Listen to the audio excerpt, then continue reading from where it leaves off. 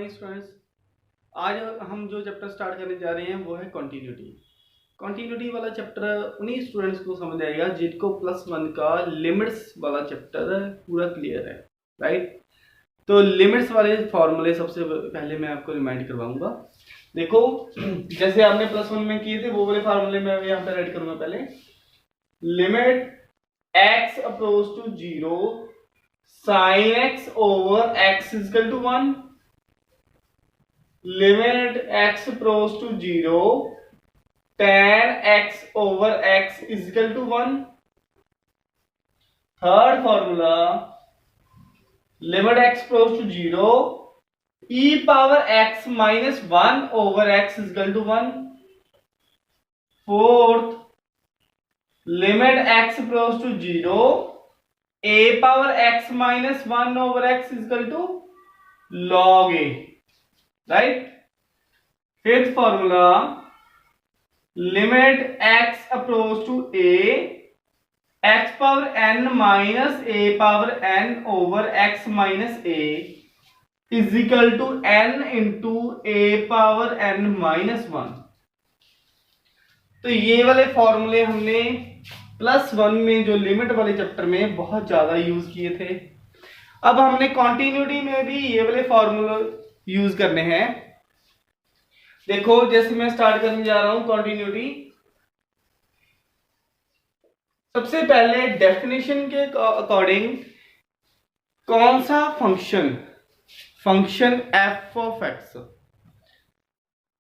Function of x को हम continuous कब बोलेंगे? डेफिनेशन के according limit x approaches to a negative fx is equal to limit x approaches to a positive fx is equal to fa। अगर ये तीनों चीजें आपस में इक्वल होंगी then we will say the fx is continuous at point a। a negative का मतलब क्या है? a नेगेटिव का मतलब है left hand limit. Left hand limit है जो a पॉजिटिव का मतलब है right hand limit. Right hand limit and direct fa। अगर ये तीनों चीजें आपस में इक्वल हो जाती हैं तब हम कहते हैं कि function is continuous eight point a, right. तो इस कॉन्सेप्ट को यूज करके मैं फंक्शन को कॉन्टिन्यूस चेक करूंगा, राइट। और एक और भी डेफिनेशन हम बोल सकते हैं कॉन्टिन्यूस की। कॉन्टिन्यूस की डेफिनेशन अगर हम बोले कि कॉन्टिन्यूस वर्ड का मीनिंग क्या होता है, इन जनरल इंग्लिश में जो मीनिंग होता है कॉन्टिन्यूस का, ये होता है जो कॉन्टिन्यूस हो, जो चलता रहे, राइट, जिसमें कोई भी ब्रेकडाउन ना हो। अगर मैं किसी भी फंक्शन की ग्राफ की बात करूं, ग्राफिकली बात करूं, तो उस फंक्शन के ग्राफ में कोई भी ब्रेकडाउन नहीं होएगा, तो उसको हम कॉन्टिन्यूस बोलेंगे, राइट। अगर ब्रेकडाउन आ जाएगा तो वो उस ब्रेकडाउन को हम क्या बोलेंगे? Discontinuity of that function, that point, right. चलिए अब मैं आपको सम सॉल्व करके दिखाता हूं कि कैसे आपने सम सॉल्व करने हैं। जैसे मैं स्टेटमेंट नोट करने जा रहा हूं, देखो फर्स्ट क्वेश्चन है find value of k for function f defined by fx is equal to kx plus 1 if x less than equal to 5, cos x if x greater than 5। तो ये हमारे पास स्टेटमेंट है is continuous at x is equal to 5। Continuous हमें given है, हमने k की value find करनी है। स्टेटमेंट आपके सामने है, सॉल्यूशन देखो कैसे करना है। आपने हमने चेक करना है limit x approaches to pi negative fx is equal to limit x approaches to pi positive fx is equal to F pi. Continuous given का मतलब ये है कि ये तीनों वैल्यूज हमें इक्वल गिवन है, हमने के की वैल्यू फाइंड करनी है, राइट। तो सबसे पहले मैं negative F X find out करूंगा।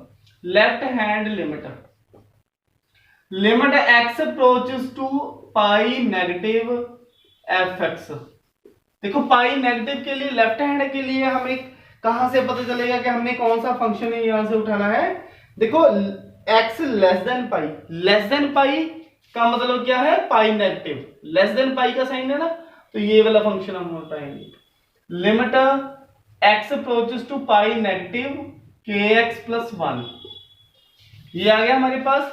तो इसमें हमने सॉल्व करने के लिए पुट करना होता है x is equal to pi minus H. Pi negative में हमने पाई माइनस एच पुट करना है, पाई पॉजिटिव में हम पाई प्लस एच पुट करेंगे। As x approaches to pi, h approaches to 0, ये हमने राइट करना है। अगर x पाई को अप्रोच करेगा तो h 0 को अप्रोच कर जाएगा, तो क्या आएगा, limit h approaches to 0 k into pi minus H plus 1। देखो मैंने x की जगह पर पाई माइनस एच फिल कर दी है यहां पे। अब मैं इसको सॉल्व करूंगा। Limit h approach to 0 k pi minus K H plus 1, right. h को 0 को अप्रोच करा देते हैं, k पाई प्लस 1 आ गया हमारे पास। क्या आ गया हमारे पास, k pi plus 1। Next right hand limit, right hand limit, limit x approaches to pi positive F X. Pi positive के लिए x ग्रेटर देन पाई का हम फंक्शन चूज करेंगे, तो क्या आएगा, cos x।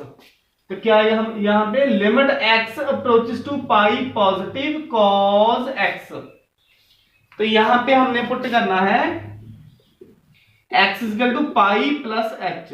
तो सेम यहां पे as x approaches to pi positive, h approaches to 0। अगर x पाई को अप्रोच करेगा तो h 0 को अप्रोच कर जाएगा। तो यहां पे क्या आ गया, limit h approaches to 0 cos pi plus h। x की जगह पे मैंने पाई प्लस h फिल कर दिया, तो cos pi plus h third quadrant में चला गया। थर्ड क्वाड्रेंट में cos नेगेटिव होता है, कितनी वैल्यू आ गई इसकी, limit h approach to 0 minus pi की वजह से cos का cos ही रहेगा, माइनस cos h आ गया यहाँ पे, राइट। तो माइनस cos h, h 0 को अप्रोच कर गया, तो यहाँ पे क्या आ गया, -1, cos 0 इज 1, तो -1 आ गया। यहां तक क्लियर है। अब मैं क्या करूंगा, अब मैं डायरेक्ट वैल्यू चेक करूंगा। देखो यहां से मैं अरेंज कर रहा हूं। हमारी जो ये वाली है k पाई प्लस 1 वाली वैल्यू हम यहां पे रख लेंगे। f पाई डायरेक्ट क्या है, डायरेक्ट के लिए इक्वलिटी का साइन यहां पे है, इक्वलिटी के लिए डायरेक्ट वैल्यू हमें यहां से उठानी है। तो k पाई प्लस 1, डायरेक्ट के पुट करने पे भी k पाई प्लस 1 आ गया। तो इन तीनों को हम इक्वल रख लेंगे। लेफ्ट हैंड की आई है हमारी k pi plus 1, right hand की वैल्यू जो हमारी है -1 यहाँ पे, और डायरेक्ट वाली वैल्यू भी k पाई प्लस 1 ही है, राइट। इन दोनों को सॉल्व करके हम k की वैल्यू फाइंड कर लेते हैं। हमने इन दोनों को उठा लिया, तीनों में से दो को भी उठाओ और सॉल्व करो और वैल्यू फाइंड कर लो। k pi is equal to -2, k is equal to -2 over pi. This is our final answer. k is equal to -2 over pi. Thank you.